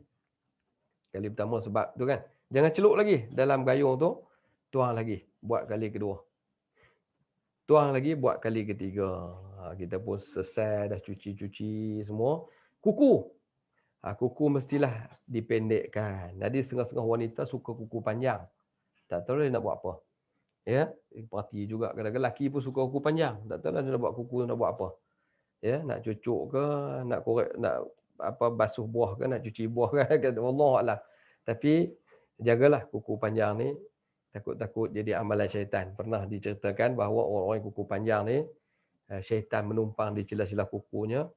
Wallahualam riwayat tu betul atau tidak. Dia bila menumpang di kuku, satu hari dia berjalan, tiba-tiba peti panah dia terkena peti. Katanya syaitan bila Allah panah peti tadi kena syaitan tu ada di kuku dia, sebab tu dia terkena sekali. Wallahualam, jaga eloklah. Kita takut kita terkena jadi begitu. Pendekkan kuku sebab takut sisa makanan yang kita garu kulit tadi, daki-daki kulit masuk celah kuku, yang akhirnya kuku kita tersumbat, tak masuk air. Maksud kita kena makanan ke masuk. Dan pastikan tangan kita ni, pergelangan ni, tidak ada sisik ikan. Bagi ibu yang sedang masak, yang kerjanya memasak, yang kerja kedai memasak, menjual dan sebagainya, dan tak ada minyak grease. Kalau pencuci orang yang kerja di kedai-kedai cuci kenderaan kan, servis kenderaan, tak ada cuci dengan air ke minyak ke, pastikan hitam-hitam yang disebabkan minyak tadi mesti keluar. Ya, pakai tina ke ataupun pakai minyak tanah dan sebagainya. Cuci kulit, minyak grease, pakai sabun mudah habis, pakai tina kalau cat, ya, kalau yang tak keluar. Pastikan kosong sehingga air boleh masuk. Setelah cuci, basuh tangan 3 kali itu, barulah ni tangan kanan, ini tangan kiri. Maka kita ambil gayung tadi, katalah ini gayung, kita masukkan tangan dalam gayung. Ambil begitu. Nabi diriwayatkan oleh Imam Ahmad ni mengatakan bahawa Nabi pernah menggayung gayung tu dan diangkat air, disapot dengan tangan kedua. Ya. Dia angkat satu, dia ambil satu, dia angkat kedua. Nak ambil kedua-dua tu, Nabi tak ambil kedua sebab mungkin zaman tu gayung yang Nabi sediakan tu tak besar. Dia selupkan sekali, angkat, digayung, disambut kedua. Ya. Setelah basuh tu, dia ambil satu, dimasukkan ke hidung. Ya. Sebelum kita basuh muka, dia masukkan ke mulut dulu. Masuk ke hidung, ke mulut. Dan terus ke hidung. Hidung sedut dalam satu yang sama. Faham ya? Kalau kita pergi kat pilih. Jadi minggu depan insya-Allah saya cuba buat video contoh rakaman live, ya, supaya kita dapat gambaran tu. Maksudnya kita angkat air, kita terus sekali masuk mulut, hidung sedut dan sini masuk, kemudian kita buang dengan tangan kiri 3 kali. Kemudian yang mulut tadi barulah kita kumur ludah. Biasa kita buat asing-asing, mulut 3 kali, air buka tu bukan main kuat. Kemudian barulah sedut. Salah kaedah tu. Sekali angkat. Ini barulah kita kumur dan buang. Begitu. Jangan asingkan. Sunnahnya begitu. Maksudnya 3 kali kita buat dan sedut. Hikmahnya kita sebut tadilah. Hikmah orang sedut air ni mungkin mengurangkan sisa-sisa kuman yang ada di bahagian hidung. Dan kalau pagi itu Nabi buat Nabi buang dengan kuat. Kuat maksudnya kuat di situ supaya syaitan-syaitan yang ada di bahagian hidung terjatuh. Katanya syaitan pun jatuh juga disebabkan bila kita tidur tu syaitan akan duduk di mana rongga-rongga kita yang terbuka. Ya. Kemudian setelah basuh tangan, setelah kita kumur 3 kali, masuk air ke hidung, istinsyaq, istinthar, masuk ke hidung, sedut, istinsar, buang, lepas tu kumur, madmadah tadi kita pun 3 kali buang, selesai. Itu perkara sunat. Daripada bismillah sunat, daripada apa lagi? Kumur, basuh tangan, bismillah basuh tangan, kumur, cuci hidung, itu sunat. Kemudian barulah nak masuk kepada niat. Jadi sebelum basuh muka, sebelum basuh muka dia ada lafaz niat. Niat ini penting. Bila kita nak mula niat, niat ni bermula bila mana kita sentuh air dan air nak sampai ke muka tu. Kita bila mana air nak sampai ke muka tu, kita dah niat dah sebelum sampai air ke muka, kita dah niat aku wuduk kerana Allah SWT. Tu niat dalam hati. Kalau kita orang Cina, niat bahasa Cina lah. Kalau kita orang Bangladesh, niat bahasa Bangladesh. Ya. Tapi lafaz niat dia, seperti mana saya sebut, tunjuk pada tuan-tuan tu dalam slide ni. Nawaitul wudu'a, tengok, nawaitul wudu'a li raf'il hadathil asghari fardan lillahi ta'ala. Saja aku mengangkat wuduk, ya, untuk menghilangkan hadas kecil ke atasku fardan wajib kerana Allah SWT. Jadi kita buat dah niat, kita buat akad, lafaz tu kita dah sebut, kita teruskan bawa air tadi, kita cedok dengan gayung tangan kanan ni, disapot dengan tangan kiri dan terus sampaikan, saya buka songkok ni, sampaikan di muka-muka ni. Di mana bahagian muka? Ni muka ni. Muka daripada sini sampai ke dagu. Bawah ni dia tak kira muka. Ya. Bawah ni dia bahagian orang yang janggut banyak tu memang sampai ke sini. Maka dia akan basuh di sini terus sampai ke muka, cuci sampai ke dagu. Disunatkan kita basuh sampai ke bawah sedikit. Ya. Jadi pandangan ulama dalam hal ni, ada ulama mengatakan, ni ada ulama ni, riwayat daripada yang kata muka tadi tu, iaitu daripada paku telinga kanan ni kepada paku telinga kiri. Ya, itu muka. Ada satu pandangan lagi mengatakan daripada riwayat Ibnu Abbas bahawa mengambil air itu daripada kita basuh ni, daripada telinga ni. Dia kata muka tu termasuk telinga. Jadi muka telinga depan ni yang sini dia termasuk muka. Jadi kita nak basuh sampai ke telinga pun boleh. Sebab dia kata itu masih lagi bahagian muka. Ni termasuk telinga yang ke depan, bukan telinga belakang. Jadi riwayat Ali daripada muka telinga itu kepada sampai muka telinga sebelah kiri, kanan ke kiri. Dan Ibnu Abbas mengambil wuduk ataupun mengambil air wuduk daripada telapak kanan ni, kanan ni, ya, ambil, dia basuh daripada muka ni, atas gigi-gigi rambut kita ni sampai ke tepi sini, kemudian sampai ke sini, paku telinga sampai ke dagu. Maka dia ambil dengan cek gayung sebelah kanan, disapot tangan kiri, sapu. Gitu. Ini Ibnu Abbas yang tunjuk cara buat begitu. Ada riwayat mengatakan sebelah tangan sapu gitu aja. Yang pentingnya kita sapu bagi kena. Basuh bagi kena sampai ke dagu. Dan disunatkan kalau yang janggut banyaklah, selat-selatkan dia punya janggut, sampaikan air ke dagu. Itu dilakukan sebanyak 3 kali. Kemudian sampai ke tahap dah niat, kita dah basuh muka kan. Jadi bermula daripada tempat tu tersebut basuh muka. Jika rambut itu misai janggut, maka kenalah sapu pada kulit-kulit semua ni. Kemudian wuduk dan tangan, siku sampai ke siku. Jadi tangan kanan bila kita nak basuh tangan ni, kita basuhlah 3 kali.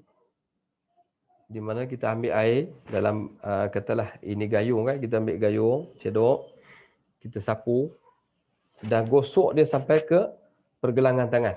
Jadi sekarang ni tuan-tuan, pergelangan tangan ni sampai ke siku. Wamsahu biru'usikum. Faghsilu wujuhakum wa aydiyakum, tangan daripada tangan ni sampai ilal marafiq. Marafiq mana ni siku kan? Ataskan sedikit sampai ke pergelangan ni. Ataskan sikit sampai sini. Tutup basuh sini, gosok. Cuma orang tanya, kalau kita pakai gayung tadi, kita cedok dengan tangan, bila kita basuh kan sampai sini, kita gosok dengan tangan ni, orang kata air tu jadi mustakmal tak? Ada pandangan riwayat mengatakan bahawa kalau kita sapu tadi tu selagi tak terangkat, dia tak jadi mustakmal. Kita sapu, gosok celah-celah sampai jangan kita berhenti, jangan angkat. Dia tak jadi mustakmal. Selesai semua, buatlah sebelah kiri pula sampai ilal marafiq, ke siku. Setelah sampai di situ, maka selesai di antara membasuh muka, tangan. Kemudian menyapu kepala. Sapu kepala inilah yang menjadi khilaf yang banyak juga. Di mana menyapu kepala, seeloknya kita sapu 3 kali lah. Mengikut pandangan mazhab kita. Minimanya, sapu kepala ni, 3 kali, minimanya 3 urat rambut. Sekurang-kurangnya. Minima. Tapi yang sunnahnya adalah sebagaimana saya tunjuk tadi, kita sapu semua. Jadi menyapu kepala ni tuan-tuan, kita tengok terbagi kepada 2. Ya, di mana ada yang terus kita sapu, maksudnya akar air tadi kita ambil daripada bijana ataupun gayung, kita angkat, sapu terus, sapu di kepala, kita sapu dulu, air dikena tangan, sapu. Tak tangan di sini, tolak terus ke belakang sampai ke leher, pusing balik. Kemudian buatlah. Ada pandangan kata melalui riwayat Baihaqi sekali sahaja kalau sapu semua. Jadi boleh diulang 3 kali untuk sempurna. Ya. Menyatakan Rasulullah. Dan yang kedua, kaedah dia Abu Daud meriwayatkan daripada Rubayq, menyatakan Rasulullah SAW menyapu rambut tadi, rambut ni, iaitu mengikut dia punya keadaan rambut. Maksudnya rambut kita panjang, wanita lah. Lelaki pun ada yang rambut panjang ni, orang muda. Orang muda ni biasanya dia nak cuba. Jadi rambut panjang lah. Ada yang rambut panjang sampai sini, ada yang rambut panjang depan sampai tutup biji mata. Jadi cara ni mungkin dia suka. Ya, cuma hadis ini dia kata Albani hasan lah. Cuma dalam kita tak berapa masyhur amalan-amalan begini. Kerana dia menyapu macam mana? Dia ikut arus rambut. Dia ambil air, dia sapu di kepala, macam saya tunjuk tadi, dia letak di tengah ni. Sapu ke depan. Sekali, ambil sapu ke belakang pula. Dia ikut arus rambut supaya rambut tak berkecai.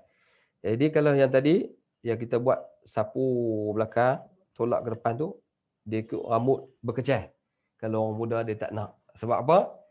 Merosakkan rambut dia. Ya. Tapi berjaga-jaga jugalah. Dia sapu. Ada yang dia takut dia pakai gel yang cantik. Dia tak nak lah gel dia tu rambut dia berkecai dan sebagainya. Jadi mungkin dia suka cara yang mengikut arus rambut tadi. Itu pun boleh.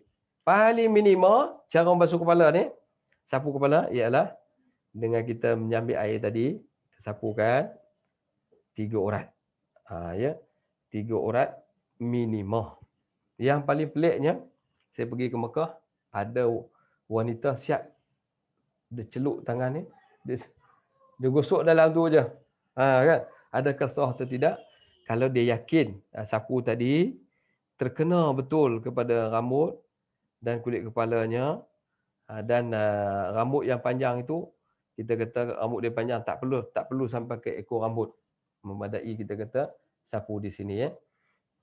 Kemudian Imam Khattabi mengatakan bagi mereka yang rambut panjang, supaya rambut tidak selerak. Jadi boleh mengamalkan cara tadilah meriwayat daripada Khattabi tu. Jadi tu caranya tuan-tuan, sapu rambut, ambil tadi sapu, bukan basuh. Kadang-kadang kalau kita baca kitab dalam penulisan-penulisan dalam jurnal ataupun dalam penulisan-penulisan dalam internet lah, dia tulis basuh. Tuan-tuan jangan baca, sebab dalam Quran sebut faghsilu wujuhakum wa aydiyakum ilal marafiq wamsahu biru'usikum, dan sapu kepala kamu. Sapu inilah maksudnya bukan basuh. Kalau basuh, tuan-tuan kena ambil air, tuang begitu, ya, barulah basuh. Dan satu pendapat lagi tuan-tuan, pendapat ini jarang-jarang dibuat oleh kita lah. Itu diriwayat daripada Imam Ahmad juga. Dia kata macam mana? Satu pendapat ni, dia kata dia ambil air, Nabi ambil air, Nabi buat ni riwayat Sayyidina Ali, bukan Imam Ahmad. Sayyidina Ali sendiri kata, dia selepas dia wuduk, dia angkat air, dia tuang di ubun-ubun ni. Apa nak? Mana ubun-ubun kita sini kan? Ubun-ubun kita sini. Jadi dia ambil air dengan tangan dia tadi, di sini, ditangkungkan, dituang di ubun-ubun ni, biar pergi mengalir. Balik. Kalau kita orang yang bekerja pejabat ni memang tak suka lah macam tu. Sebab apa? Nanti kan basah habis semua baju, kau ambil wuduk apa ni? Ambil wuduk kan nak mandi.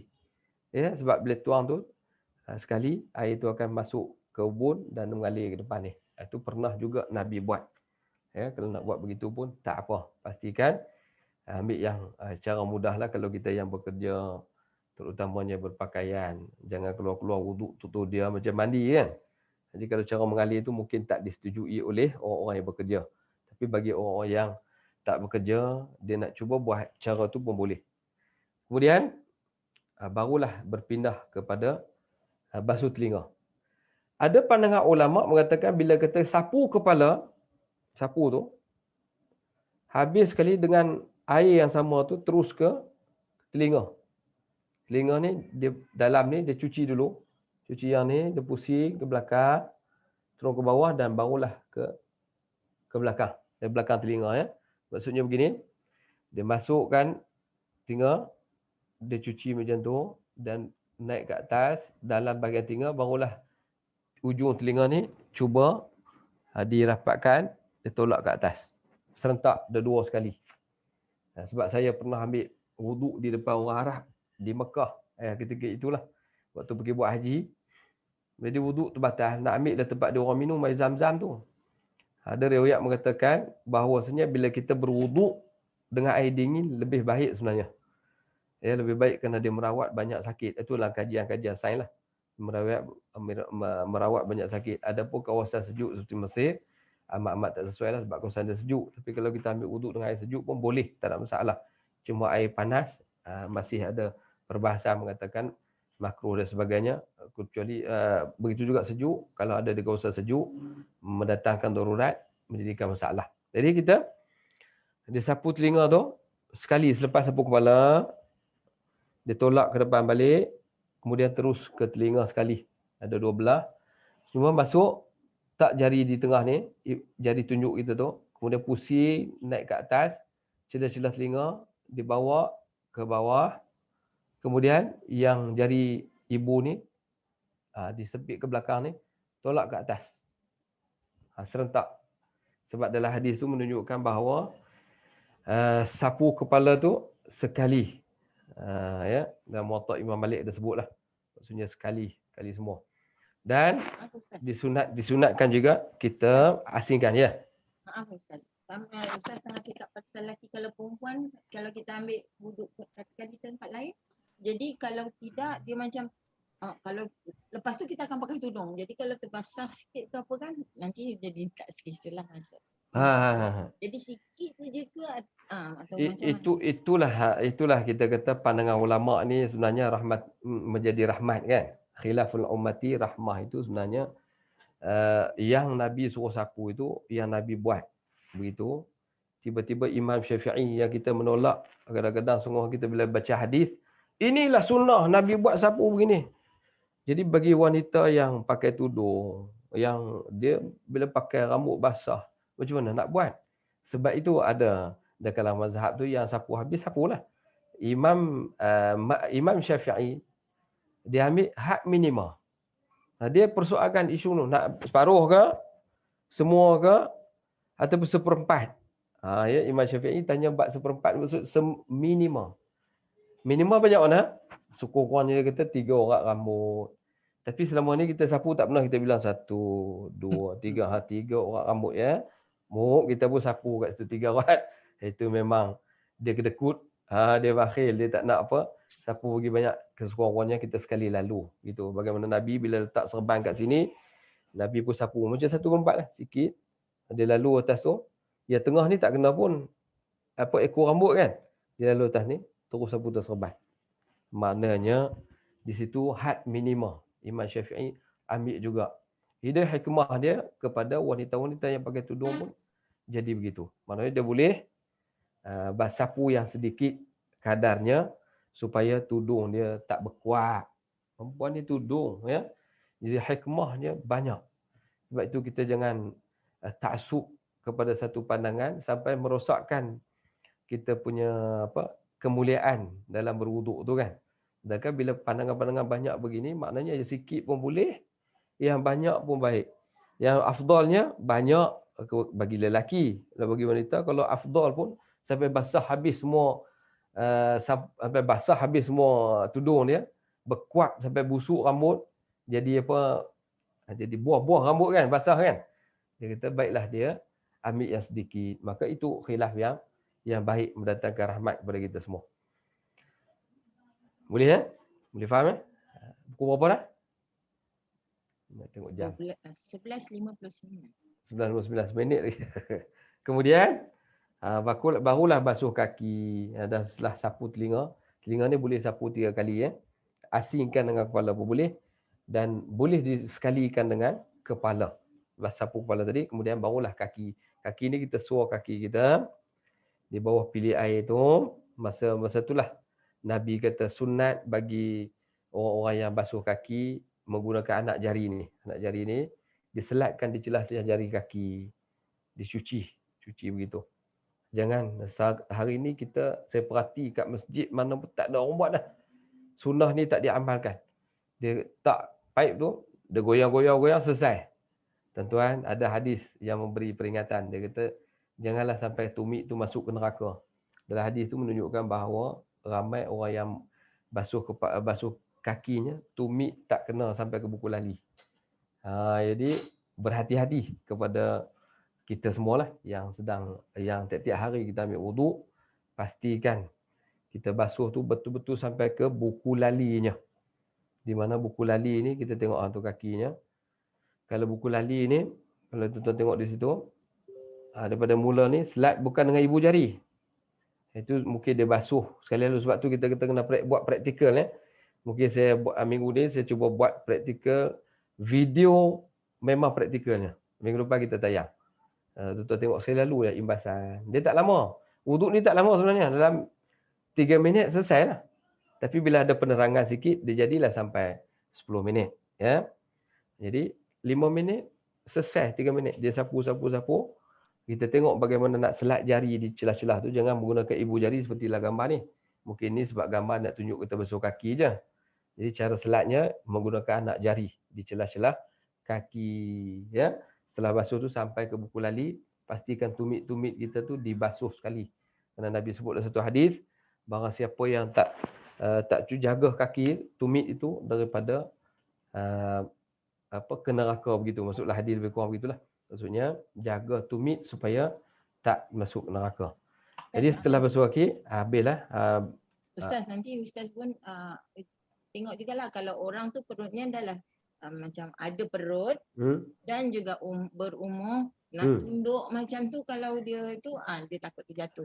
Itulah kalau kita pandang setengah-setengah surau ya. Setengah-setengah surau ataupun masjid, dia buat tempat duduk bagi tempat wuduk kan. Yang surau section 3 ke section 9 situ. Section 3 kot. Saya pergi kat situ. Surau dia siap buat besi aluminium tu yang panjang. Dia letak kat bawah tu. Saya nak ambil wuduk je dia payah. Apa hal ni? Ya. Sebab kita nak suruh kaki tak boleh. Rupanya dia bagi peluang kepada orang yang tadilah kaki nak angkat tak larat, boleh pijak atas tu, terus basuh. Jadi itu prihatinnya pegawai masjid tersebut. Ramai orang-orang yang tua-tua yang datang uzur, nak angkat kaki tak larat, perut besar dan sebagainya. Jadi dia lutut sakit, maka dia letak pijak kaki situ, dia sempat basuh. Bagi orang sihat macam kita ada gangguan. Nak ambil tak boleh sebab sangkut dengan besi tu. Bagi orang yang sakit, dia angkat tak relax saja. Rupanya disediakan untuk mereka ini. Dia sesuai lah untuk mereka yang sedang mengambil wuduk situ. Jadi akhirnya setelah basuh kaki, kita pun menghadap ke kiblat, menghadap kiblat, terus kita baca asyhadu an la ilaha illallah, asyhadu anna rasulullah, Allahumma ja'alni minat tawabin wa ja'alni minal mutatahhirin wa ja'alni min ibadikas salihin. Ada yang riwayat mengatakan ada doa subhanakallahumma wa bihamdika asyhadu an la ilaha illa anta astaghfiruka wa atubu ilaik. Nak baca dua-dua pun boleh. Wa atubu ilaik. Jadi kita baca tu, katanya dia akan dibuka 8 pintu syurga. Pilihlah nak yang mana satu, kata Allah, bila di akhirat kelak. Sesiapa yang mampu berwuduk dan dengan sempurna, akhirnya dia baca doa tadi, dengan doa itu akhirnya Allah tawarkan kepada kita 8 pintu syurga. Pilihlah pintu mana nak masuk syurga nanti. Wallahualam, itu praktikal secara rambah. Ya. Sebab apa saya nak fokus tadi pada soalan yang banyak tu. Cuma nak praktikkan sedikit tu sahaja secara rambang. InsyaAllah sebab kita nak ambil video secara direct tu, dia perlu juga apa kondisi yang bantuan, maksudnya bantuan daripada orang yang lain untuk mengambil gambar kita ketika wuduk dan sebagainya.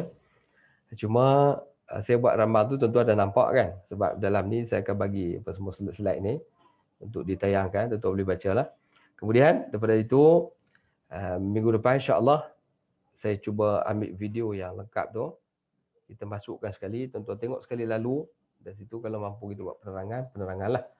Dan minggu depan kita fokus pula wuduk bagi orang-orang yang berada di katil. Adakah sah atau tidak? Adakah wuduk mereka ini tidak sah? Adakah wuduk mereka ini dengan spray saja cukup? Adakah wuduk mereka itu ada plaster di tangan ni, ada jarum? Bagaimana kita nak buat? Sama ada sapu atas tu ataupun bertayamum, ataupun kita kena cuci, selak dia punya, kalau mazhab kita kena selak, cuci dan masukkan air di bawah plaster tu. Maknanya telitinya kita. Ya.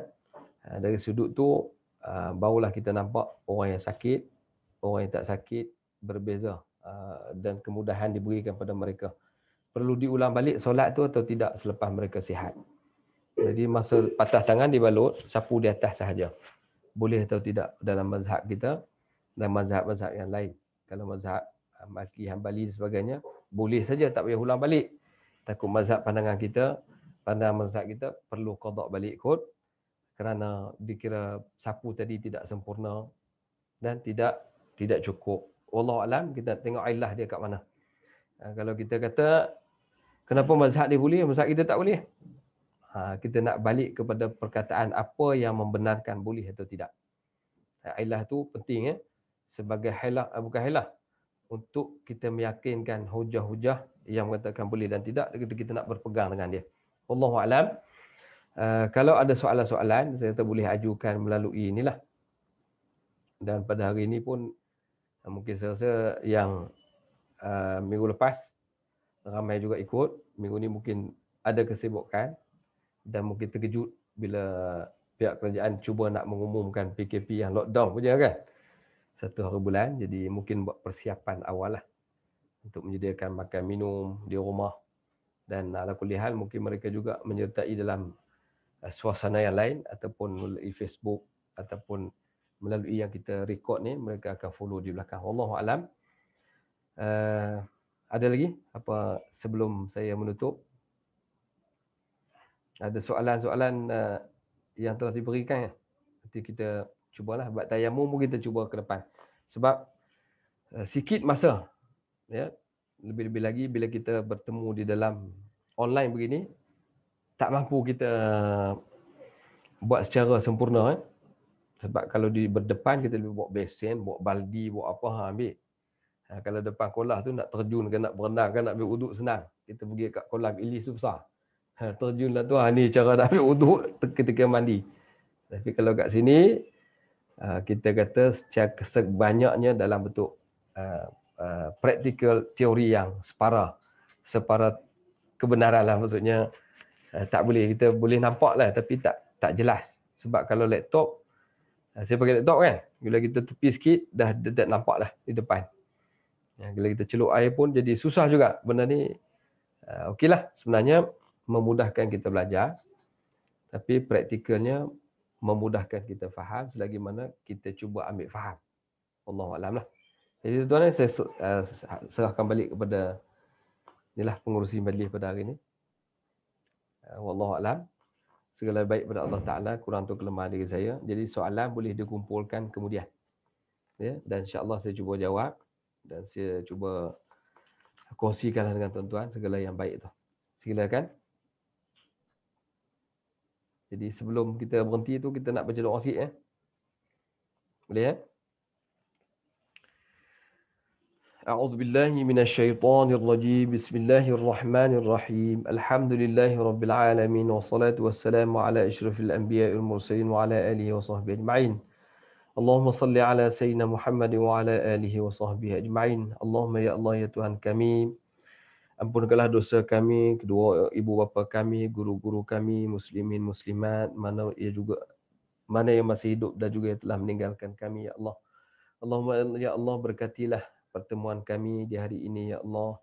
Manfaatkanlah Allah, manfa'na bima yanfa'una, manfaatkanlah apa yang telah kau berikan kepada kami dan sehinggalah kami dapat berkongsi daripada apa yang manfaat itu ya Allah, agar kami dapat praktik melakukannya dengan baik dan ikhlas kerana-Mu ya Allah. Allahumma ya Allah, jadikanlah ilmu yang telah kami belajar itu manfaat buat kami ya Allah, sehinggalah kami bertemu-Mu ya Allah. Allahumma ya Allah, jadikanlah petunjuk-Mu berikanlah petunjuk-Mu kepada kami ya Allah. Rasa ingin mengetahui dan belajar secara mendalam terhadap ilmu-ilmu-Mu ya Allah. Sesungguhnya ilmu yang ada, yang telah Kau berikan itu adalah semuanya ilmu-ilmu yang telah diajar oleh Nabi-Mu dan para sahabat serta orang-orang yang soleh pada kami ya Allah. Allahumma ya Allah, ampunkanlah dosa mereka, jadikanlah mereka orang-orang yang soleh, letakkan roh mereka bersama orang-orang soleh ya Allah, di atas usaha mereka sehingga ilmu mereka sampai pada kami pada hari ini ya Allah. Allahumma ya Allah, jadikanlah kami pengamal pada ilmu-ilmu itu dan dapat kami kongsikan dengan sahabat-sahabat, termasuklah isteri dan anak-anak kami khususnya ya Allah. Allahumma ya Allah, permudahkanlah urusan dunia kami ya Allah. Sesungguhnya Engkau jualah Tuhan yang memiliki segala-galanya. Jauhlah kami daripada wabak bencana, musibah, termasuklah COVID-19 yang sedang merebak, sedang berbahaya, sedang berlaku di negeri dan negara kami ya Allah. Allahumma ya Allah, hancur lenyapkanlah penyakit ini di atas muka bumi ini ya Allah. Sesungguhnya Engkau lah Tuhan Maha Penyembuh, Tuhan Maha menghilangkan segala penyakit ya Allah. Allahumma ya Allah, jadikanlah pertemuan kami diberkati dan dirahmati oleh-Mu. Perpesan kami juga terlerai daripada salah dan silap sesama kami. Mudah-mudahan kehidupan kami ini bertambah-tambah kebaikan dari hari ke hari, dari minggu ke minggu, bulan ke bulan, dan sehinggalah kami bertemu-Mu ya Allah. Rabbana alaika tawakkalna wa ilaika anabna wa ilaikal masir walhamdulillah rabbil alamin. Mohon maaf banyak tuan-tuan. Jadi tak sempat nak berselawat sebab tengok masa lalu begitu panjang. InsyaAllah kita cuba selawat dan cuba juga nak baca tapi tak sempat. Sebab apa? Begitu panjangnya ilmu fiqh. Jadi tak apalah, saya mohon kemaafan banyak-banyak daripada kesilapan. Mungkin ada terkurang, mungkin memang terkurang dan mungkin terkurang. Sekiranya silap di pihak saya, semua maaf, dan yang lebih itu jadikanlah yang manfaat untuk diri saya dan pada tuan-tuan sekalian. Wallahu a'lam. Aqulu qawli hadza astaghfirullah al-azim li wa lakum. Wassalamualaikum warahmatullahi wabarakatuh. Kembali kepada pengerusi pada hari ini.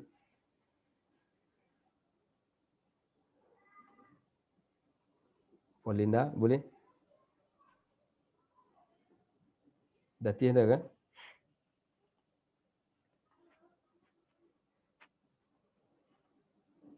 Linda, suara tak dengar. Tak dengar suara? Ataupun Puan Lina je? Tak apa Ustaz. Alhamdulillah Ustaz. Ya. Terima kasih banyak Ustaz. Esok minggu depan insya-Allah kita teruskan dengan kalau dapat yang video tersebut dan juga Insya-Allah. Kalau dapat yang memang untuk yang wuduk untuk pesakit oleh yang penting untuk ahli keluarga dapat memahami supaya mereka dapat juga memastikan ahli keluarga mereka walaupun terlantar masih dapat menjalankan fardu ain tu. Ya. Terima kasih banyak-banyak Ustaz. Begitu juga apa soalan yang ditanya tu, yang telah saya bagi jawapannya, boleh dikongsikanlah, di-sharekan pada semua lah. Mudah-mudahan dapat manfaat daripada jawapan tu. Baiklah, insya-Allah kami akan lakukan. Puan Linda akan pastikan. Ya. Wassalamualaikum warahmatullahi wabarakatuh. Waalaikumsalam. Jazakumullah khairan. Puan Linda, tak ada apa